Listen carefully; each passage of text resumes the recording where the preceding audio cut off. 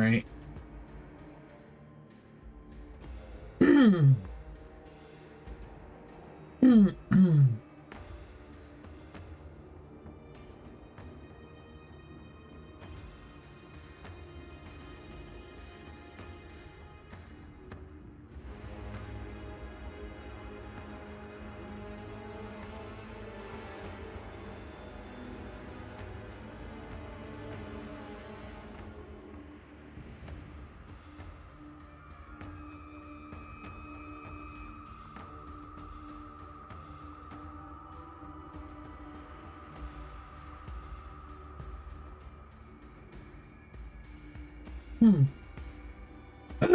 All right, getting TikTok ready.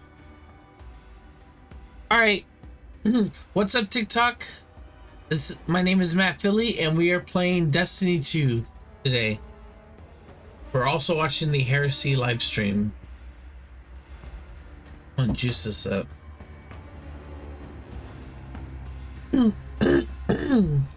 Again, hi TikTok, my name is Matt Philly, and we are playing Destiny 2. Ooh, I need to get warmer in here, man.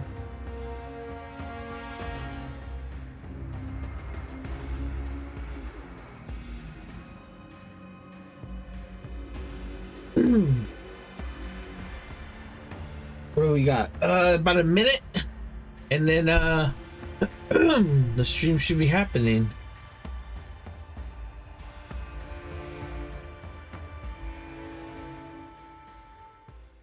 Oh, here we go. Hello, everyone, and welcome. It's good to see y'all again, Guardians. Welcome here to Bungie HQ. We're broadcasting live from beautiful Bellevue, Washington, today with our stream that's going to be talking through some of the awesome stuff you're going to be able to check out just next week when Act 1 of Episode Heresy launches on February 4th. Now, worry not, you're not going to just have to sit here and listen to me. My name's Andy, I work on the social media team here at Bungie, but I've got some amazing colleagues here to go ahead and share some of the finer details of all the cool stuff we're going to be checking out today. So, to not waste any time and show y'all what you came here to see, let's go ahead and introduce everyone so we can get to it. First things first, this gentleman to my left, a brand new addition to... Is that ADMG on the right? Recognize his face, or not recognize his face, rather. The one and only Mr. The one and only Mr. Nico Stevens, narrative architect here at Bungie. Nico, how's it going, man? I'm doing great. How are you doing, Andy? Doing well, thank you. Obviously, your first time joining us. For anyone that may not have followed you on social media or may be wondering what it is a narrative architect does, can you tell us just a little bit about who you are and what you do here? Sure. So I joined Bungie.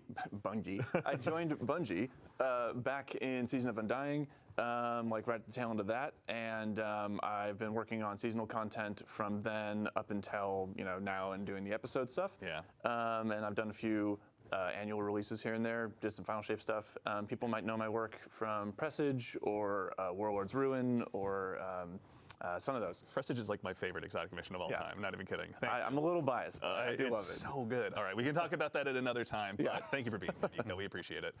Next to him, someone who's joined us in the past, actually, if you joined us for our Episode Echoes stream, you probably recognize his face immediately. The one and only Ryan Harris, senior designer here at Bungie. Ryan, welcome back. Hey, how's it going? It's going well, man. Thank you very much. For anyone that maybe didn't join us on the last Echo stream or is just seeing you for the first time, can you tell us just a little bit about who you are and what you do here? For sure, yeah. So I'm a senior activity designer here at Bungie. I've been around since Season of the Plunder. Folks may know my content that I've worked on from most recently the Battlegrounds, from Echoes, and then before that at Savathûn Spire, and then the Defiant Battlegrounds. Yeah, another one today to add to the best hits, obviously. Absolutely. Yeah, well, thank you for being here, Ryan. We appreciate it. And last but very not least, someone who needs no introduction, a friend to all Guardian kind, a voice of all of you fine folks out in chat, here in the studio, the Youngblood Dillionaire himself, Dylan Gaffner. Dylan, thanks for being here, man. Thank you. How are you doing, Andy? Question number 3. Doing so well, thank you! Exclamation point, period. To that same end, you are the global community lead here. Can you tell the folks at home that may not have accosted you on Blue Sky or anything like that, just a little bit about who you are and what it is you do here? Yeah, I mean, we're listening. I'm that guy. Bread, #meme. But ultimately, yeah, we, on the community team, we make sure to field all your feedback, get our roadmap of comms together for what's in a TWID, how can we set expectations, what's all the cool stuff going on in Destiny in the game or outside of it too. Yeah. Speaking of outside of it, I want to do a quick shout out to Mactix. We have a Game to Give charity marathon going on right now. Actually, his time slot coincides with ours. So throughout this, we're going to be dropping links in chat to his charity page. Awesome. So if you want to support a good cause, help out the Bungie Foundation and all the people in need, hit up that link, check out the incentives, and donate some money if you can. If you can't, totally fine. Yep. Spread the word. And hey, do yourself a huge favor while you're out there. Give Mactix a follow. Steal some of his builds. I know I do. I mentioned it last stream. All right, so that is enough about us. Let's talk about the cool things that you guys have been building. Obviously, we're about to go ahead and arrive at Act 1 of Heresy. But before we get there, Nico, I'd love to ask you really quickly, what got us to where we are today? Obviously, we're concluding episode Revenant, but a lot has occurred. Can you catch anyone up at home about what happened last time? Okay. Yeah, so the story of the Echoes, which the episodes encompass, it was kicked off from the final shape. So at the end of the final shape, we kill the witness. Spoilers. Yeah, spoilers, sorry. That witness is dead. So we take out the witness, and from the witness and from the Pale Heart, we see all of these echoes like burst out and start flying across Sol. Yeah. The first one that we encountered was in the hands of Maya Sundaresh. We dealt with her, she escaped. Second one we encountered was in the hands of Fikrul. We dealt with him. She's he not did dead. Not escape. And then the third one that we are encountering is going to be here in the Dreadnought. And after it left the Pale Heart, a very specific dread that we're going to be seeing this episode gave chase to it. So we're going to be dealing with the Dread and the Taken and the Hive all revolving around this third echo. Excellent. Very exciting. All right, so we have up on screen here in just a moment, I think, the key art now for this next episode. There's a lot going on here. Oh, wow, that looks cool. Can you tell us just a little bit about what we're seeing here? Yeah. So I think the first thing that's probably going to draw a lot of people's eye is that ghostly visage of Oryx peeking over the top there. Oh, I just noticed that. So Oryx is, I'll just say Oryx is back to some capacity, right? Yeah. And the Echo has a lot to do with that. So not only are the Guardians jumping through trying to figure out what exactly is going on in this first act, but they're dealing with this old foe that has been dredged up from the bones of the Dreadnought. Yeah. And I don't want to reveal too much, but no, we're going to be clashing. The Guardians will be there very soon. We're dealing obviously again with the Taken King again in some form. So we have some old foes returning. But before we go ahead and move on into gameplay and dive into that, we have some old allies returning as well. Can you tell us about some of the folks we're going to be working with this time around as well? Yeah. So our main cast right now is Eris Morn, which is our resident witch Hive expert. A lot of people know her from Season of the Witch, aptly named, or even further back, Season of Arrivals is kind of like the first time that she jumped back into this new sort of saga story arc. So we have Eris Morn. She is, as I said, our resident Hive expert. We have the Drifter, her faithful companion, following alongside and helping us kind of pick apart what the Taken are doing here. Yeah. I think I said at some point before that he always has his finger in the weird of the universe. He certainly does. And there's some weird going on here. Excellent. And then finally, we have Deputy Commander Sloan. Right. And Sloan is our Titan representation here. People will remember her from Season of the Deep or even the Red War. And she has been afflicted with this like Taken corruption that we saw back in Season of the Deep. And she's learned how to sort of hold it back, but also utilize it to make her stronger. Yeah. So she is going to be teaching us some of that. Yeah, that's we're going beyond once again. Yeah. Honestly, it's safe to say.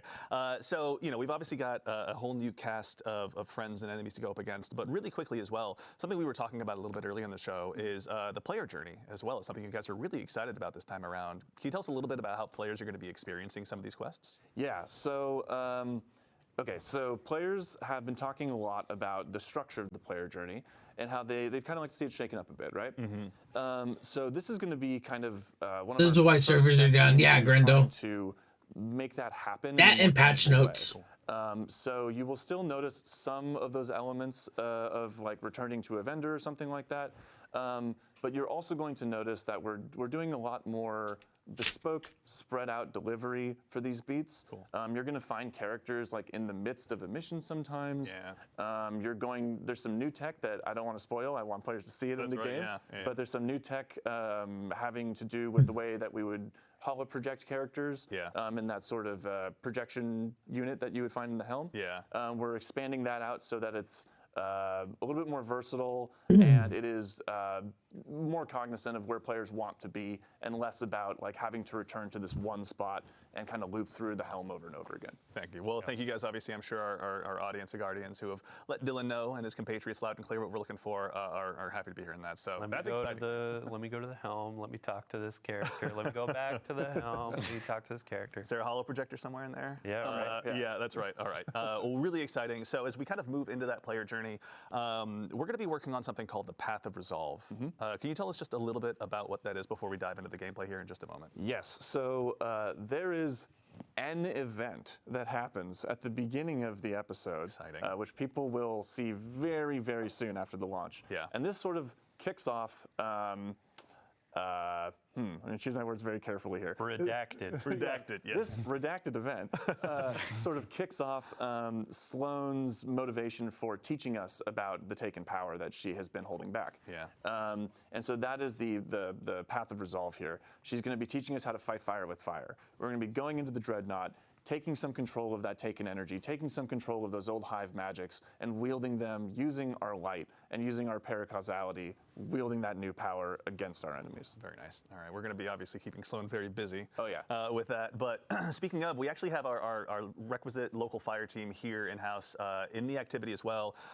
Ryan, this is the Nether. This is the new activity that's going to be arriving with Act 1 of Episode Heresy. Can you tell us just a little bit about what this is for starters as we go ahead and kind of dive into it? Yeah, so the Nether is a 3-player activity, and we are back on the Dreadnought's patrol zones. And we'll be exploring the Dreadnought, rooting out the osseous fragment hive and dread corruption that are taking place and taking hold inside the Dreadnought itself as we go through these spaces.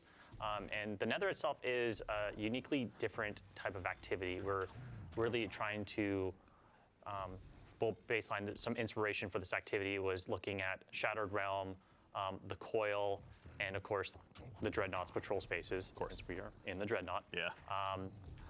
And yeah, so just for starters, what you're actually doing inside the Dreadnought is baseline. The patrol zones are randomized and varied. The encounters inside are varied and randomized as well. So time over time, when you launch into the activity, it's going to be a different starting bubble, different encounters, and different. Stop, Chocobo, please. To engage with and accomplish. Is that a new weapon? Looks like a new weapon. What kind of like modifiers would you say players are going to go up against in here? Because surely they're not just going to go into the Dreadnought and get a warm welcome necessarily. Yes. Yeah, so the Nether has some very unique modifications to it that we're experimenting with.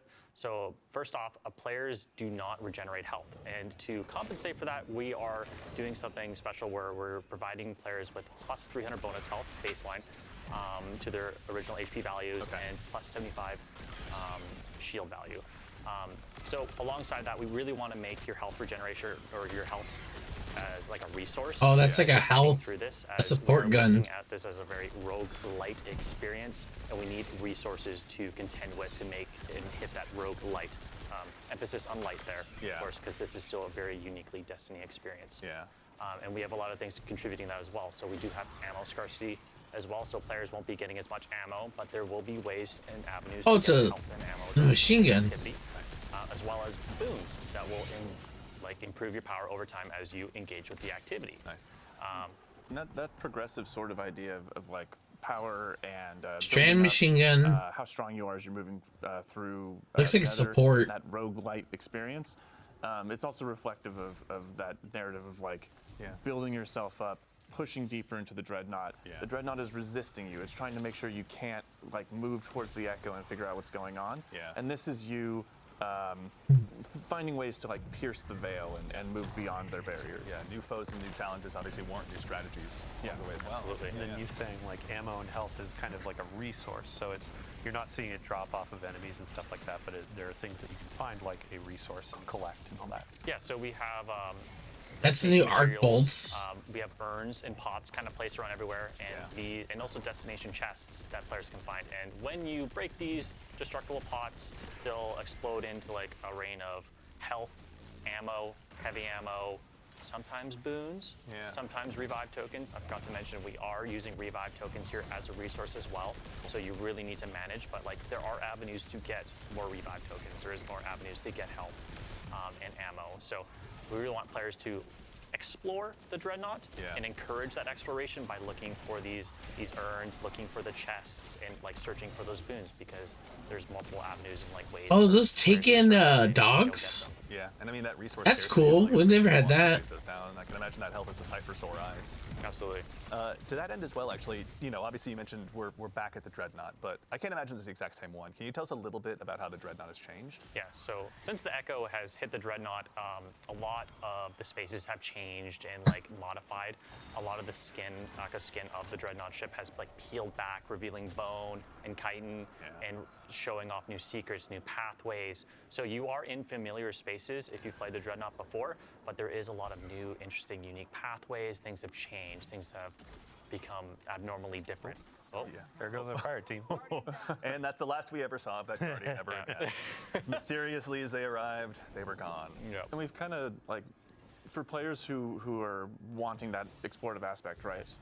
We've kind of like separated out the modes a little bit, so people can go in and they can explore the Dreadnought.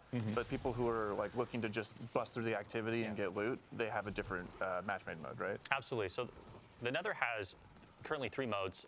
So there's the Nether exploration for those solo type experiences, but they can bring their fire team in as well if they'd like to. And this is more of like that patrol-esque experience that you're looking for. I want to explore at my own like pace. I want to look for secrets. I want to just engage with the space like it was a patrol space back in the day. Yeah. It still is the Nether experience of where you're going from. You're playing through the 3 bubbles and there's escalating difficulty. But we do grant to you in that mode a multitude of revives. So you have a way larger pool of revives, so you can make mistakes. Sure. It's just for those players who want to like explore at their own whim, play at their own pace. And then additionally, there's also damage modifiers for those players when they're engaging with bosses as a solo player, so they can actually tackle those hurdles as they come. Nice. And also some modifiers on like how many enemies are spawning, so they don't need to like get swarmed by every single enemy in the world. You can really take in the skybox for a little while and hang out with your buddies. Yeah. And then additionally, if you do get lost, because this is, we didn't want to overclutter the spaces with objectives, because there is a lot of things to do, and there's a lot of different things to do in every single bubble and location that you go to in the Dreadnought. If you do get lost, you just pop open your ghost, and there'll be a bunch of star objective icons that'll like let you know where you should be looking and where you should be going for the next spot. Additionally, talking back to those different modes, we do have the match-made mode on advanced baseline difficulty, and then we do have expert as well. Very cool. Okay, so plenty of challenges for the Guardians that want to undertake those. Make sure they're pushing not only themselves, but the opportunity to get loot as far as they possibly can. Absolutely. And on that loot note as well, every time you complete a bubble, there is a chest checkpoint, so you do get loot checkpoints essentially. And like the average runtime for like a bubble is 8 to 12 minutes, but you do get the most loot by completing the entire activity as a whole. Got it. But there are checkpoints for players who just want to jump in for like 8 to 12 minutes, hit that loot checkpoint, like, okay, I'm out for now, or players who want to just like rush through it and get all the loot at every single end of every single bubble checkpoint. Very cool. Okay. All right. And then also, I think, in addition to the modifiers we're talking about, the boon system is one that I heard you mention a little bit earlier. I'd love to actually kick off the conversation about that. I think we maybe saw the folks in chat that were eagle-eyed that were keeping an eye on the modifiers may have seen something a little bit earlier before. But can you tell us a little bit about the boon system? Yeah, so the boons here are, we have a multitude of boons. We have minor boons, major boons, and corrupted boons. So minor boons are minor stat increases that are pretty much just increase your power and incrementally stack. They can stack up to 10, and they're just like the typical like increased light damage, increased darkness damage, movement speed on kills. Some are like based on health and regenerate health, and are typical like mobility increases, but like things that'll make you stronger over time and allow you to tackle the more difficult bubbles as you approach them. Yeah. And then additionally, we have major boons. Yeah. And then from there, they're like actually more larger gameplay modifiers that actually affect your abilities and your actions. Yeah. And of course now, we do have Eric. That's right. Yes, actually. So anyone at home that may have noticed, our good friend Nico, please give him a shout out in chat and let him know that you love him, has stepped out of the scene for just a moment, and we are now joined by gameplay feature lead Eric Smith. Eric, how's it going, man? It's going well. How are you? So for doing well, thank you. You guys are all so nice today. I'm so taken aback. For anyone that may not have seen you in the Vidocs or anything like that, can you tell us just a little bit about who you are, what you do here at Bungie as a gameplay feature lead? Yeah, sure thing. So I'm Eric Smith, gameplay feature lead on Destiny 2. So I help create the game's abilities, kind of anything the player can do, the game feel of the game, build crafting, kind of general sandbox stuff, and kind of make the controller disappear into your hands while you're playing. Yeah, and any tools we use, you're helping go ahead and make sure that they're all available for us. For the mouse and keyboard as well. Right, those two. I'm just sitting there tapping on an empty desk, but that's how my Trials teammates feel. So, we're talking about the boon system. You obviously had a big hand in this as well, rather. Can you tell us a little bit about, what this system is for and maybe about the boons the players are going to have available? Yeah, so there are a bunch of boons available. There are the minor boons that you mentioned, and then there's the major boons. So the major boons are more gameplay affecting, and they will do things like, kind of like we saw in the Pale Heart with the Traveler's Blessings, right? Where you pick something up and it kind of gives you a new ability almost. One of those in the Pale Heart was Solar Slide, where you run and slide and a solar wave would go out and blow things up. Yeah.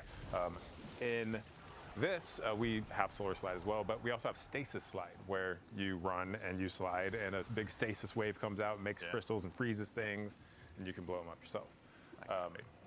And there's stuff that is going to allow you to heal more effectively. There's looks like, this one's interesting. Reduces damage per piece of episodic armor worn. Oh, cool. It is quite significant boost as well. Yep. So there's a bunch, and then finally we have the kind of Kiss Curse boons, as we call them, but they have an official name. What is that? The Corrupted boons. And here we go. We're looking at one right now. Yeah, so these Corrupted boons are offered at the same time as major boons, as players can only obtain 5 to 6 major boons / corrupted boons per run through. Those are granted to players once randomly at one of the 3 encounters inside of the bubble, and then again at the end of the bubble once they complete it. And there's some ritual loop stuff too that will allow them to get another one at the start of a bubble or the start of a run through. But these Kiss Curse or corrupted boons, as we call them, essentially give you a great bonus or increase to a specific thing at the cost of a major negative. So one, for example, here that I'm really fond of is Glass Cannon, which increases all damage massively, while also increasing all the damage you take. Yeah.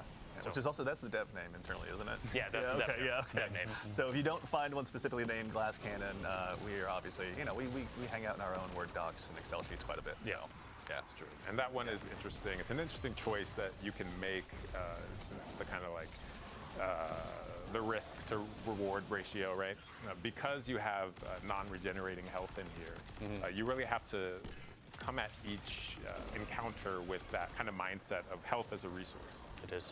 And make sure that, if I take damage from this enemy or that enemy, it has the potential to stick with me unless I can find a healing source. Yeah, really got a fire team option too, where it's like every time you're offered those major boons, your teammates can also choose different ones. So it's like, oh hey, 2 of us are going to do that Glass Cannon, or external. And then another person is going to do, oh hey, every time I do a finisher, things are volatile around me and I get my grenade back. So I can spam more of those, keep you a bit safer when you get swarmed by things. And it's also good to know on the health regeneration aspect, the gameplay and sandbox team has tuned a lot of the abilities and weapons that do heal players, so they're not extremely overpowered. So there's been a wide tuning pass on. Oh no, what did I do? So you're gonna see when you're trying to heal up your teammates. I'm sorry, chat. I did something. Oh no, I messed with the sound. It's gonna take some time, but it does work and it is very efficient and very helpful, especially the abilities. So you're definitely going to spec into healing builds. Oh man, I have to just give a shout out to the team on like Season of the Deep. We were going deep into the oceans of Titan, and now it feels like we're going deep into space, and like the pressure you can feel. Tentacles taking energy, like they knocked it out of the park with the vibe here. I'm feeling a little claustrophobic, but also like, just getting feel it. Pulled deeper into the labyrinth, right? Yeah, absolutely.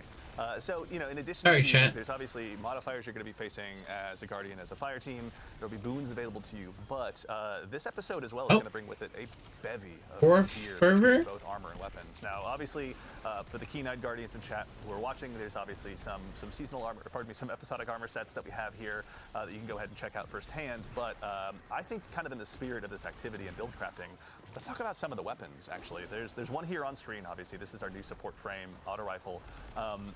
given that health Oh, it is is an such a auto precious, rifle. precious resource in this activity. Eric, can you tell us a little bit about this one? Yeah, so this is Adamantite. This is our new Strand support auto. And it has some really unique features. One of those is that when I heal enemies, so these support autos, there's 2 of them in the game now. When I hip fire at an ally, it'll send out kind of healing rounds at them, right? And then if I need to, shoot an enemy right next to that that ally, I can just ADS and go full offense, right? Yeah. But the healing from this, because you're shooting out strand rounds, if you heal an ally repeatedly, it'll actually cause them to sprout little unravel seeds, which kind of turns them into this like short-term, strand turret. Throw your friend as a grenade into the fight, right? Cover them in Telesto bolts, put it in, but now it's like, oh, hey, I'm healing you and making you. Let your hunter friend with the Caliban's Liar's Handshake roll run in there and just keep him alive, right? And that's why I'm so excited about this activity, because we've kind of introduced all these kind of healing things, but in a lot of the game, like I can just hide behind a box and heal, right?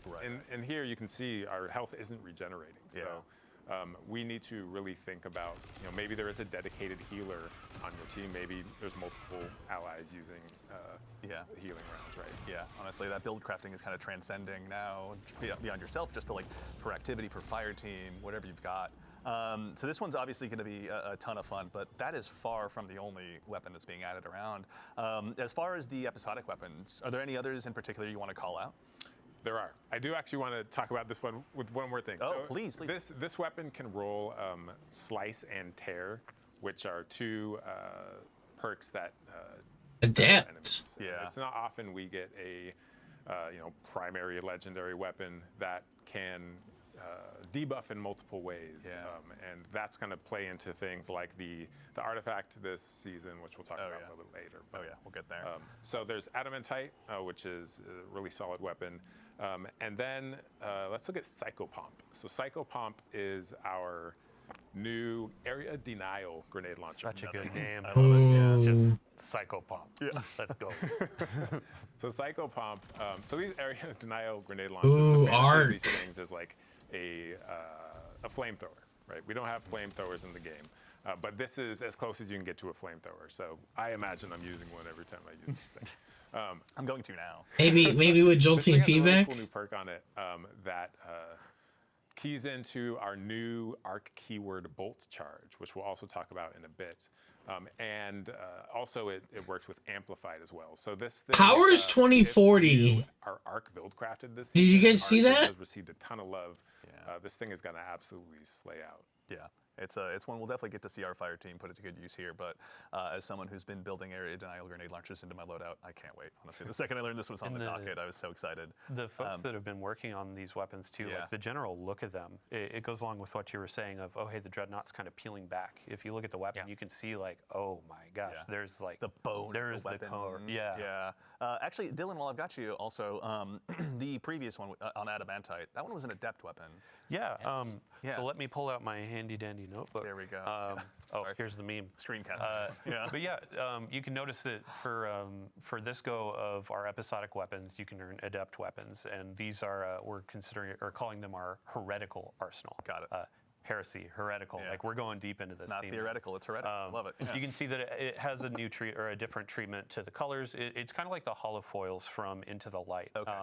Not so much exactly that of, hey, it's an ornament, but like this has the base dye and all that, and it looks really good. Shout out to the team.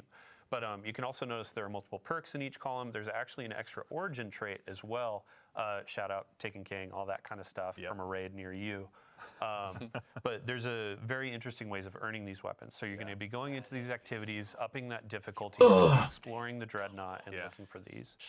As well with the episodic weapons, there are going to be new fragile mods. So they're called fragile because these will be expiring at the close of the episode. Okay. But they're going to give you pretty insane bonuses to your outgoing power. So not necessarily the power of the weapon, but the actual like versatility of it. Yeah. One of these, I have the power of resolve. Rapid hits, they create Taken Seekers. they're really good against champs. Yeah. So that's an example. There are going to be a couple at launch and then more coming with each act. Yeah. But these will be great in Nightfalls. They'll be great in higher content. Champions and shambles. Yeah. And then for when you're going in and earning these weapons, there was a ton of feedback, and we absolutely heard you. We're listening. About the tonic system. So there are things with like the user experience was a bit rough of having to go back in, create more tonics, trigger them in the middle of activities because they were running out. Yeah. The team really took that to heart. They want to make sure that there's agency in how you're earning these weapons. So they're going to be making it through the Tome of Want. You can kind of target these weapons. You don't need to go in and do this a ton of times. You can say, hey, I want to go for this auto rifle. I want to go for this grenade launcher, linear fusion rifle, and I really want to be going for that to try to get these heretical versions. Yeah. So effectively, like, I don't want to say more loot because it's not going to be like, oh, hey, you're getting 10 times more. Yeah. But it's going to feel like, oh, hey, I have a goal of getting this loot, and now I'm going to go and play the game and get what I'm looking for. Definitely. Yeah, super exciting, honestly. Just having those more opportunities to just, break your loadouts out a little bit, find new ways to go ahead and really excel, especially given the challenges we're going to be going up against on the Dreadnought. And with the fragile mods, like, it's baking into that exploration. Like you were saying, how do you find them again? Yeah, so they can be found through secrets and chests found in the Nether. They're spread out. They're hidden pretty well, but I imagine folks will find them over time or through some YouTube videos. But Rick Cack is here. We're going to wait for. We won't miss it this time. Fallout, obviously. If you could make some guides for us, we'd greatly appreciate it. So. Iswerg. Iswerg, obviously, yes. Yeah. One of the best communities out there. Let's see. Anything else? Yeah, I mean, the last keyword I want to throw on there is aspirational. Yeah. Ultimately, we want to have tools that players want to go and find, want to earn, and increase their power. Yeah. So we've got a couple more weapons I definitely want to talk about because we're reprising some as well. But while we have a brief reprieve from combat, I'd love to actually go ahead. I know you mentioned earlier aspects, Eric. Yes. Let's go ahead and take a look really quickly. We got our friendly neighborhood warlock here up first. Can you tell us about the new aspects the Guardians are going to have this time around? Absolutely. So the warlock has a new aspect called Ionic Sentry. And Ionic Sentry, when you defeat targets with kinetic or arc weapons or arc abilities, you kind of charge this thing that you see in Imagine if I had either Volt Shot or jolting feedback. Yeah, that'd be cool. Absolutely. When that's full. Yeah, Adamite is a support frame, so it's like a healer. That you can then throw out. Which is cool. Impact, it blinds anything nearby and then spawns this like little arc turret, right? That zaps things, chains to different things. Yeah. And every time it zaps something, it accumulates a stack of bolt charge. Yeah. So bolt charge is our new arc keyword. And what this does is when you have a stack of bolt charge, any damage you do, it's going to give you additional stacks. Okay. Once you hit 10 stacks, your next ability damage is going to create this giant lightning bolt that comes out of nowhere, hits the ground, and just like fries everything nearby, right? What Ionic Sentry can do is not only generate the stacks, but because it is ability damage in itself, it can expend the stacks. Yeah. So you send this thing out and it is doing work. You're throwing a meat grinder at them, basically. An arc-flavored meat grinder. At anyone foolish enough to cross it. But also, I mean, given that's going to be using the new keyword as well, like it's not just going to be for mobs of trash. It's like you can throw this down against the big bosses and obviously have it blind them and do all sorts of stuff. Yeah, this is great against bosses because any healthy targets, it's going to be continually zapping them, granting you those stacks, and then discharging the stacks as well. Yeah. All right. It's like an offensive version of the Stasis Warlock turret too. So it's like, let's say you stack them and you're going into onslaught, so you have your freeze. It's like, I need these enemies to leave me alone. Yeah. And you come in and you're like, it's time we're gonna boil them, mash them, stick them in a stew, man. They're gone. Sure, but it also, if you are in trouble, kind of like the stasis thing, like let's hit the pause button. The blinding aspect of this, I can just kind of throw it out and smoke bomb and hide, right? If I need to, All right, so Warlocks obviously have a brand new tool to add to their toolbox, but the other classes do as well. Which one should we show them next? Let's stick with the arc thing. So let's go to Titan. So Titan, we have Storm's Keep.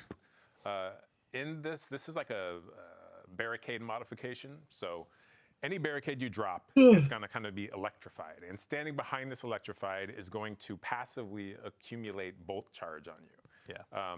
So I drop this on the ground. I start shooting enemies from behind my barricade. Let's say it's a rally barricade, or like we just reworked Titan's Ramparts, the barricade you can shoot through. Oh, yeah. And that is going to be kind of building those stacks up and discharging them as I'm firing my weapon. Like I said, bolt charge is usually only ability damage that discharges it. Yeah. But as long as I'm standing behind Storm's Keep, my weapon damage is going to discharge it as well. So it kind of turns any weapon you want into like a quasi Thunderlord. Not necessarily an arc weapon then. Or like again, these turrets and souls want to give us some summoning abilities. I'm not sure. A little bit of necromancy, reanimation, resurrection. Yeah, that would be cool. I don't think they want to go like too crazy though, because this will go away and then it probably won't make sense to anybody after if they never played it. And then we drop it into the world, and we'll see how we need to tune this thing. Maybe it's up, maybe it's down. But we want it to be powerful, and I think it is powerful. There's a lot of players saw this preview in the TWID. I think it was last week, and they immediately noticed the animation for the Titan was changed, right? So when you went down to put down the barricade, it was like this big thunderclap, like, hey, I'm going to charge everybody up, right? Yeah, and the animation went through a lot of different kind of versions. We put so much love into all of these abilities because, it's in the game forever, and we want it to be right. So, there were like slams and like raises, and we ended up with the thunderclap, and our animators are godlike. They're absolutely incredible at their jobs. But then it's animation. It's like the VFX artists have to time everything to the animation, and then the sound design people have to time it to that, and then the test has to make sure we're not breaking anything. And it's like so much work goes into even one aspect like this, and we're really excited to put it in players' hands. Yeah, it's a coalescence of art and science that you guys do that consistently blows my mind. But now we've got obviously one more for our friendly neighborhood hunters like myself. Yeah. As well. Best for last. This one will be able to get you out of sticky situations as well. So yeah. So Arcstrider already has for arc aspects, but they needed one in their void slot. So we gave Night Stalker on the prowl, and shout out to the boy Danny Nanny, who is the designer for this one. So on the prowl, you kind of become a hit person, right? Yeah. And you whenever you go invisible, like you get a contract to kill something in the area.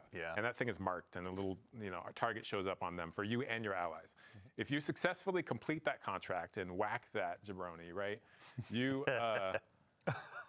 Sorry, jabroni. No, excellent use of jabroni. Yeah. Thank you. So it's canon now, everyone. So I whack a jabroni, whack a jabron, and then what happens is my entire team gets some energy, right? And this is kind of a callback to Heart of the Pack from the old Night Stalker. It originally was actually a callback where we gave you stats, but then because we're working the stats coming up, like we decided to just give you ability energy, right? We're working the stats. Energy, and then that's a big thing to hear. If successfully executed, explodes into a cloud of smoke, which I can then enter to become invisible again, thereby marking a new target. So I can kind of chain these like assassinations as I move throughout a strike or something, and my entire team can be advantaged by Oh, nice. So you can bring your fire team through the same cloud of smoke. same cloud of smoke. Everyone goes invisible. So yeah, you're kind of sneaking. Spicy, man. It's on the prowl. We're prowling through the activity. You can already see like one of the exotic pairings on the screen too. Those creepy eyes freak me out every time. But Omnioculus, like that's going to benefit the smoke and all that kind of stuff. You can pair with Lorentz Driver. Sorry, Ritz on social media asking for some gameplay today, but we have too much to go through. But it's like you're more reason to pass 100. Hunter fantasy. So your gun can be giving you bounties through Lorentz Driver. You're getting bounties through this. There's going to be a lot of combinations in build crafting. So you had mentioned too, Gwyzen, right? Yeah. Gwyzen. I always call it Gwyzen, but Gwyzen Vest got a rework. So when you exit invisibility, it emits a weakening cloud of smoke, and then some super energy perks as well. So nice. There's going to be a lot of strong pairings, and then with the artifact, Void features in the artifact pretty heavily too. You know what? Honestly, you just gave me the best segue I could possibly imagine. We have looked, obviously, we've begun to scratch the surface of some of the new build crafting opportunities you're all going to have. But obviously, we got a new artifact as well this episode. We've got the Tablet of Ruin, which seemed aptly named. Now, just as a starting point, can you let us know the general theme? Oh, there's an envious arsenal thing. You see that? Episode's artifact is kind of subjugation and bending fusion enemies to your will. Champs, essentially, machine gun, as sidearm, we are going sniper, back into glaive Dreadnought, it was champs. unlikely that the Dread or the Hive were going to come peacefully, so we got to bring the big guns to force their hand. Absolutely. Essentially. Yeah, it's not about us winning; it's about them losing. Yes. Okay. Yeah. So the Tower of Ruin is there to ruin their day, essentially. Dude, barrier sniper probably. Yeah, so I'll call out some highlights of mine from here. If we look at column 5, Overload machine. column 5, Unstop fusion. Yeah, we got to go heavy right hitters, to the chase. we have Void. Which one is it? It's called Void Flux. That's it. Void Flux. So defeating weak. I'd say barrier targets sniper with is a Void nice weapon rocket and fly pistols ball rejoin. and Yeah. pile to nearby targets, and then you pair that with the column 4 Maligned Harvest, and rapidly applying volatile causes your next instance of Void weapon damage to weaken, which then feeds back into the other one. And it's like if you can get this this engine going, in a crowded room, it's nasty. Me and my fellow Fighting Lion addicts are going to have a really good time. That's one I can already tell. The Fighting Lion subreddit, I want to see some clips. And then I also want to call out Horde Shuttle in here. Please. So Horde Shuttle, damaging unraveled targets with a weapon, occasionally spawns a Threadling. This is really good for your strand builds, especially against high health targets. Because I unravel them, they stay unraveled. I keep shooting them, they're just popping Threadlings out, left and right. Nice.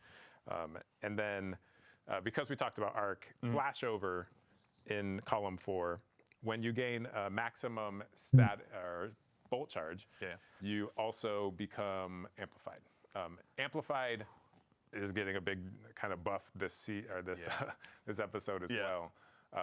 To its survivability. So really, arc in general is it's hot. It's gonna be hot. Yeah. It's gonna be some spicy arc builds this time around. Rock 'em, shock 'em, baby. Yeah, there you go.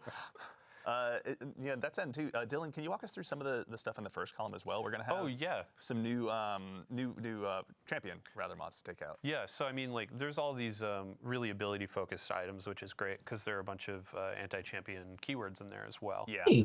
But let's say hey, we're going in, we're doing No. a fall.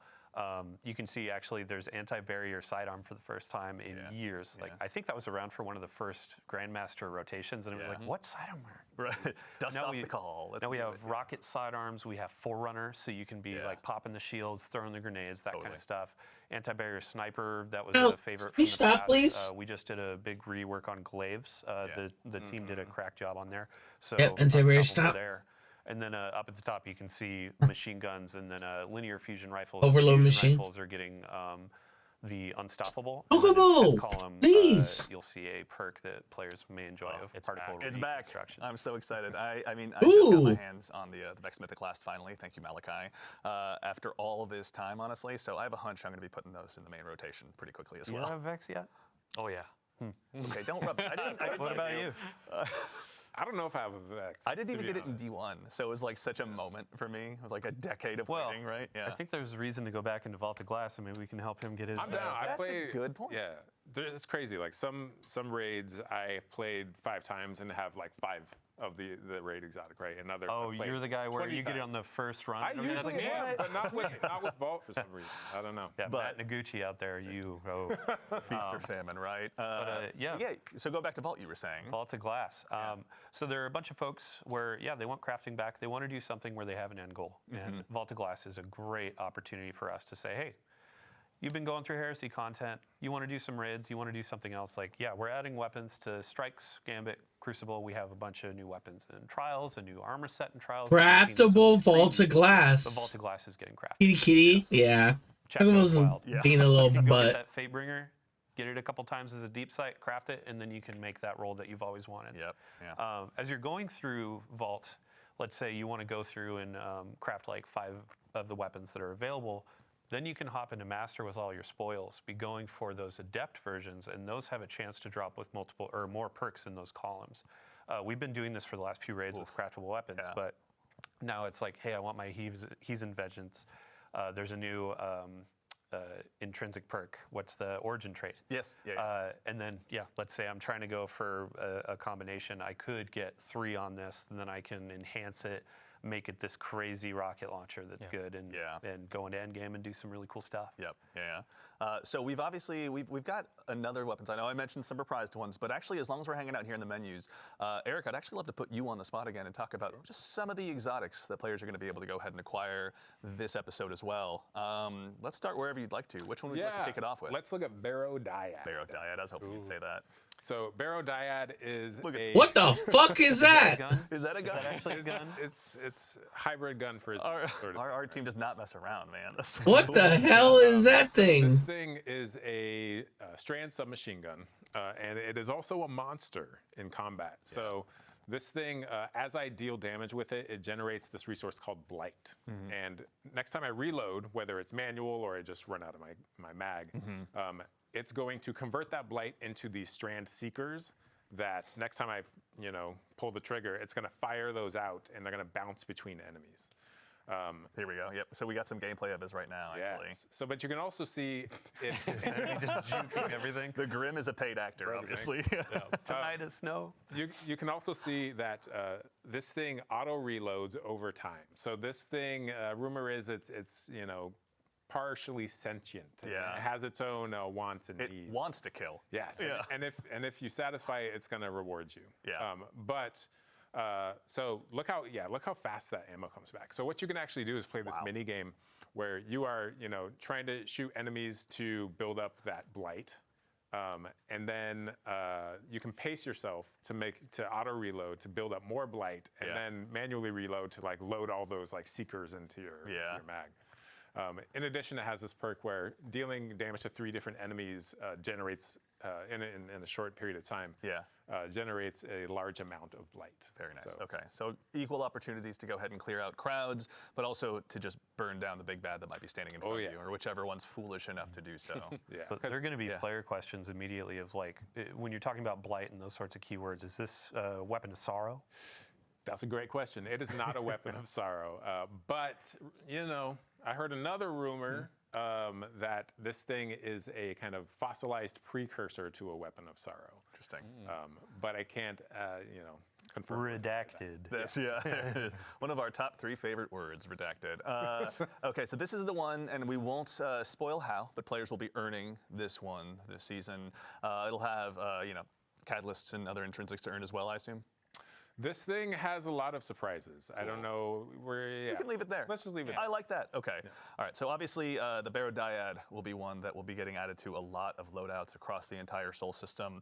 But that's not the only one we're going to be taking a look at today. Yeah. Let's also look at our new exotic trace rifle Lodestar. Here we go. This one will be given to players via the season pass. This is the first primary ammo trace rifle ever.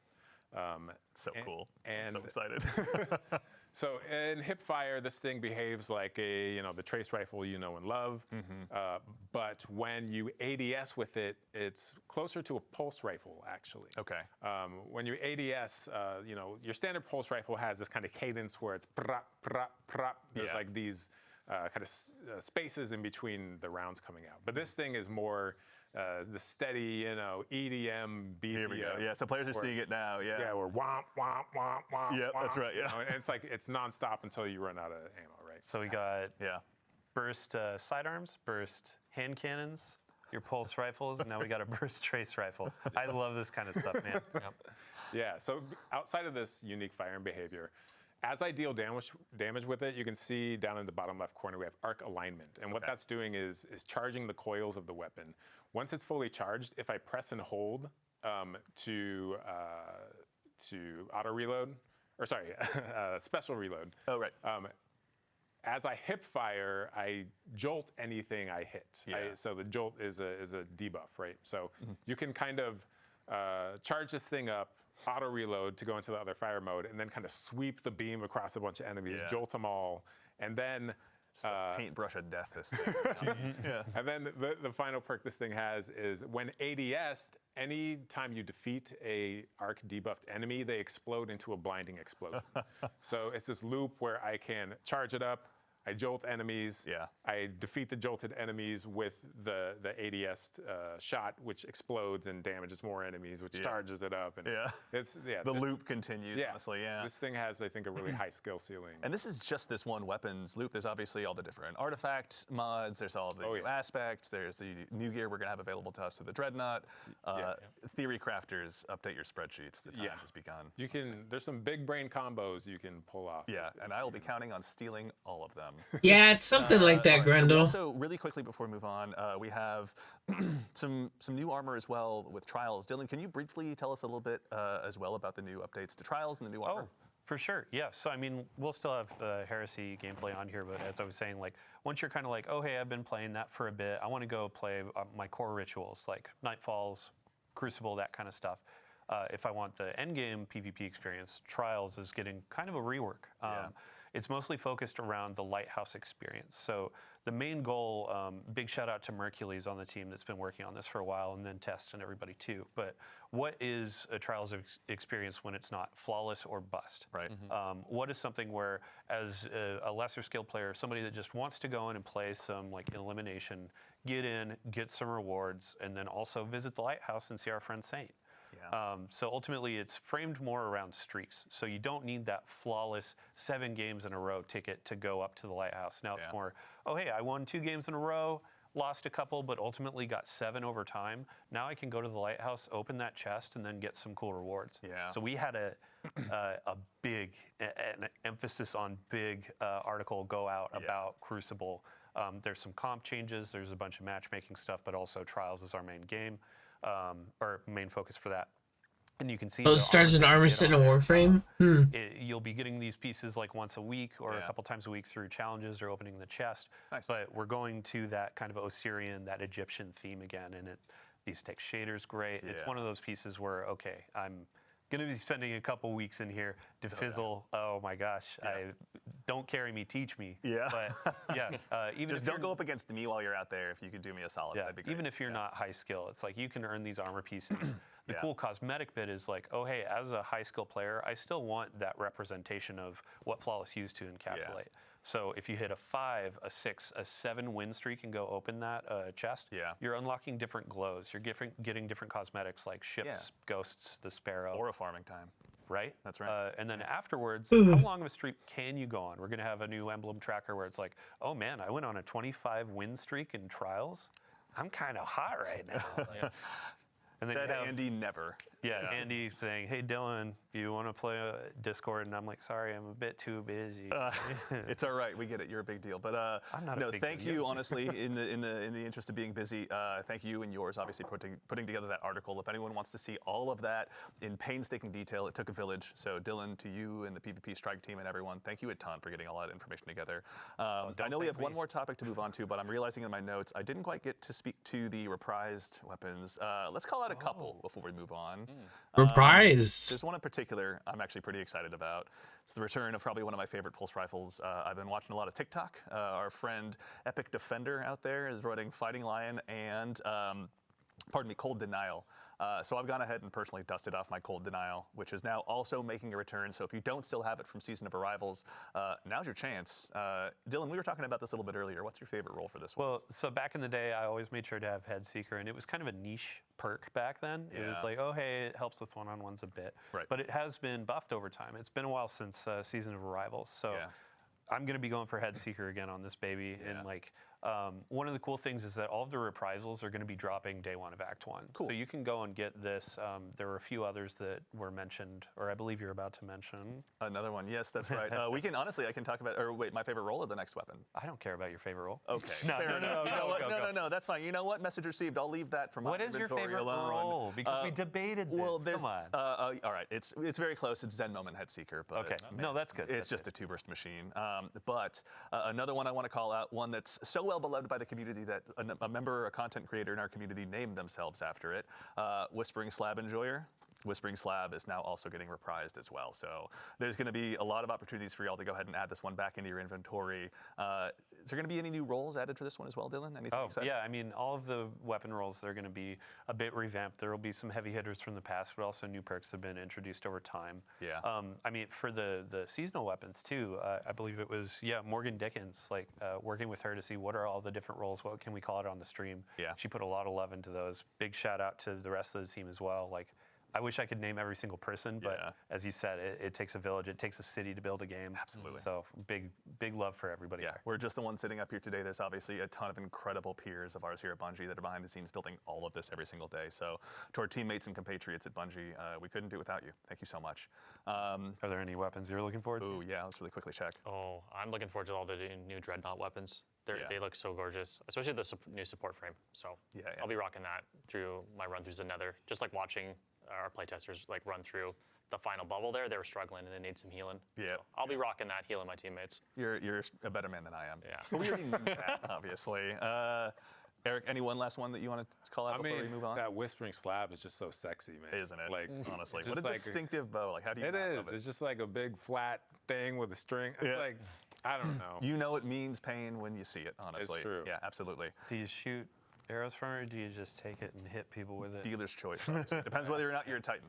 All right, so we obviously have talked through a lot of stuff today, but there is plenty more for you to go ahead and dive into when Heresy launches next week on February 4th. But before we go ahead and obviously conclude the show, we've got a couple more announcements to talk through, including our next dungeon race. Dylan, this is something you and your compatriots on the community team have told us all about in past blogs and stuff, but a quick recap for anyone out there. Can you tell us a little bit about the Sunder Doctrine race? Yeah, so Sunder Doctrine, that's going to be launching on February 7th at Reset. Okay. We're going to do the contest mode as well. Some people call it a race to the top. Yeah. So with our last dungeon, we had a podium finish where it was the first 3 fire teams are winners for second, third. This time we're going back to that format of a singular fire team will be crowned. They will be that first to cross the finish line. The really cool thing about this as well is we're kind of mixing up what is the stake, what is the reward. Yeah. Last dungeon we did a really cool hoodie with some personalization. This time around we're doing a trophy. It's going to be nice little trophy. It's not not as big as say the raid title belts that you get, but it's going to be something that's very special, customized, like unique to this experience. Yeah. Big shout out to Joe, to the Raid and Dungeon team, and then also. Let's see here. Sorry, Henshin Scrap. We're going to be partnering with them to create this trophy, and we'll have a picture of it in a TWID next week. Or Thanks for liking the like, Grendel. Yeah. But Close to Kingslayer, nice. Something that represents this dungeon, and it's going to be pretty fun. That's super exciting. So, and also, our friends on the Good Super Products team have been hard at work making sure that all of us that dive in, because I've never done a contest mode in my life, I'm not brave enough. There's that's a nice jacket for the Guardians to go ahead and earn as well. Dylan, can you tell us a little bit about what we're seeing here too? Sure. Yeah. So on the screen, this is going to be earnable just by playing through. We have a new. I love this note sheet, man. Work shirt. So work shirt. It has a hood, but it's not the hoodies of old. This is going to be a new thing. A work shirt that you can earn. The wristband was a pretty big winner for players. They enjoyed earning that last go, so we have that again.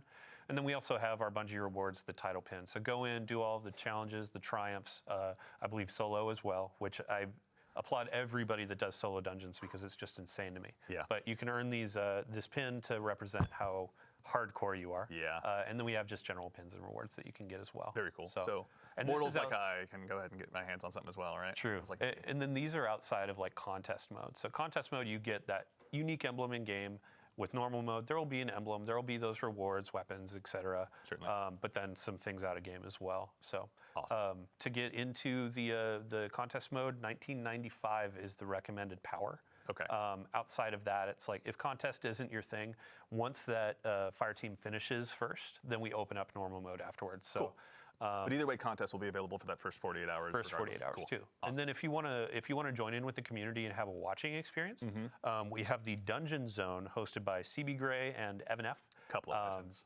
Yeah, big thank you to them because this is going to be a community-driven kind of like, hey, they're tracking a ton of teams that are vying for that first place. Yeah. They're going to be hopping through that. They'll have some pre-show stuff that's really fun to watch. We'll also have Twitch drops. We'll have unique emblems to earn through that. So yeah, tons of folks to watch, and then tons of gameplay to jump into on the 7th. That rules. I can't wait. Excellent. Well, everyone as well, if they need to find this was in a previous TWID as well? Yeah, so we have a previous TWID. We're going to have another TWID just before the 7th to walk through this again. And then we also have like the terms and conditions for the dungeon race and all that. That's on help.bungie.net. So. Excellent. Very cool. All right. Excited. Can't wait to tune in. CB Gray, Evan F. Can't wait to go ahead and see what you got in store for us. But now we have one more item to speak about. As has become tradition in these streams, we've got one more thing to go ahead and show you.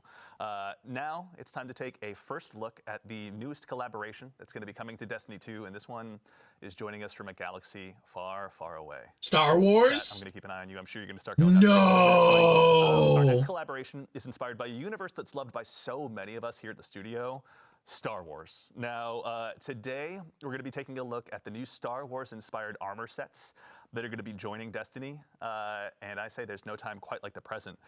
First up, we've got the Covert Ranger set for Hunters. Let's go ahead and take a quick look at that one.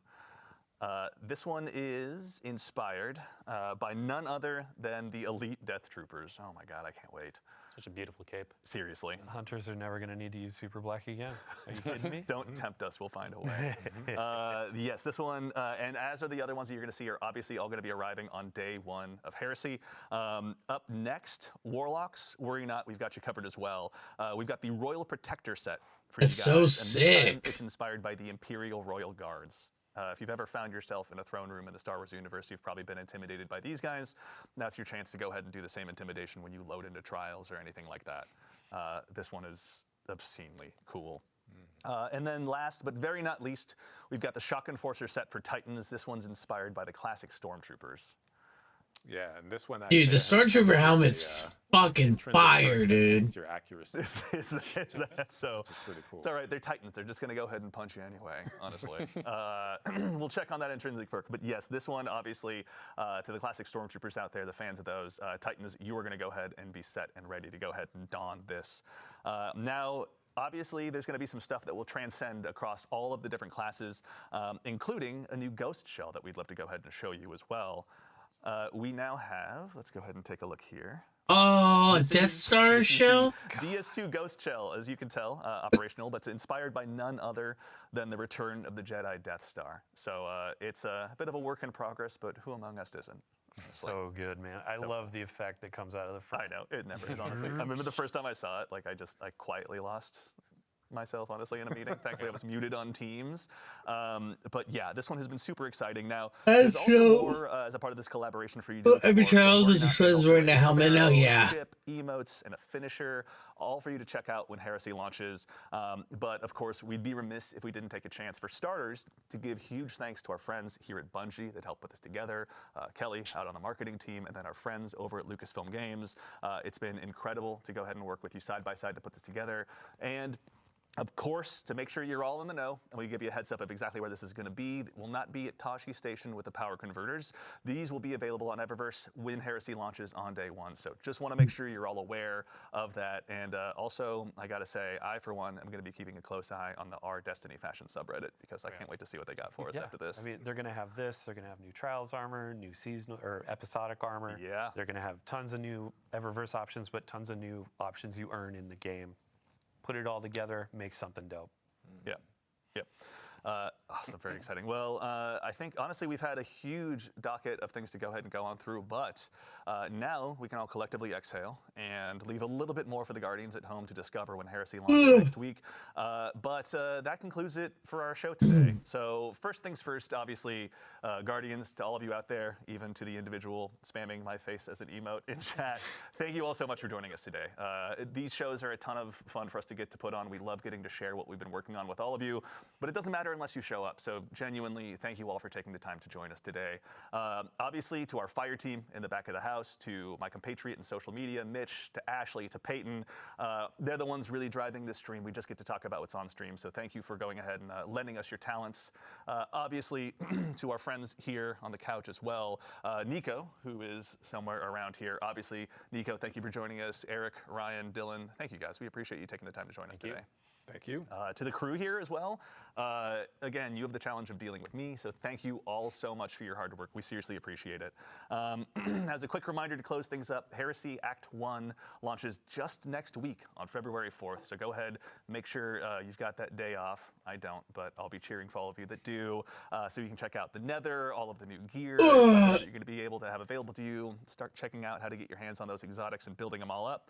Our collaboration with Lucasfilm Games, Star Wars. Right, not a bad dev stream. Yeah, it's a good dev stream. The Sunder Doctrine Dungeon Race will be there as well. But that's right. So now we're going to go ahead and get ready to close things out. But before we do, we're going to leave the stream live for just a little bit longer. So if you need to go ahead and wrap up that Twitch drop, you can do so. And go ahead and do us a favor and stick around, because once we finish up here, we're going to raid our good friend Macdix. So while I appreciate the bits and cheers and everything here in chat, save your Twitch Prime sub, save everything you can.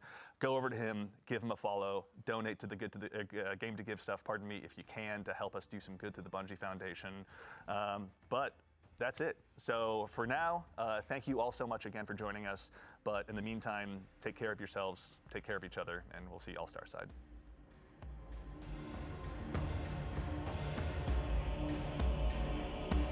All right. I mean, looks cool. We're getting craftable Vogue weapons now. That's cool. I don't really see. I mean, I don't know how I, you know, I'll get the crafting patterns, obviously, you know, because it's easier to just get all the craftable stuff, but nothing crazy. That's a cool. That machine gun was weird looking. But yeah, I mean, there it is.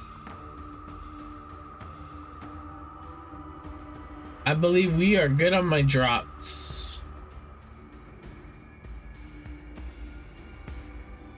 Yep, we got it. We are good. All right. What does Bungo have a patch notes for us? No.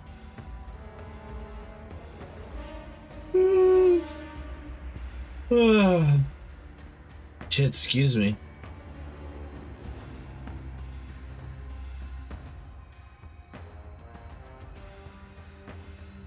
All right. All right. Well, can we log into the game now? We good?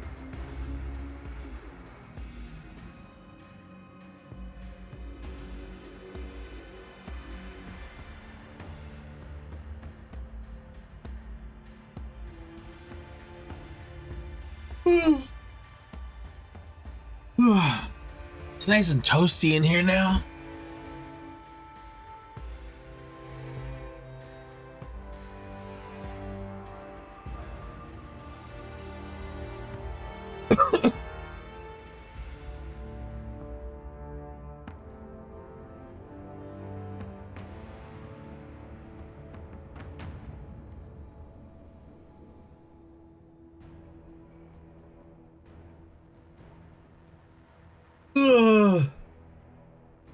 God, I'm fucking sleepy, man.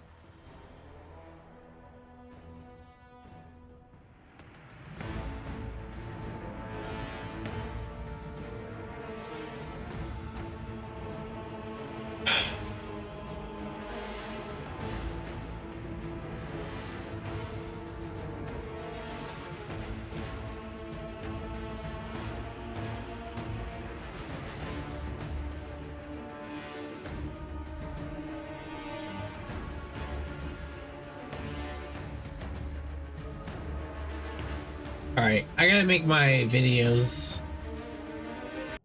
Let's go ahead and do my videos real quick. Oh, we have a chat though.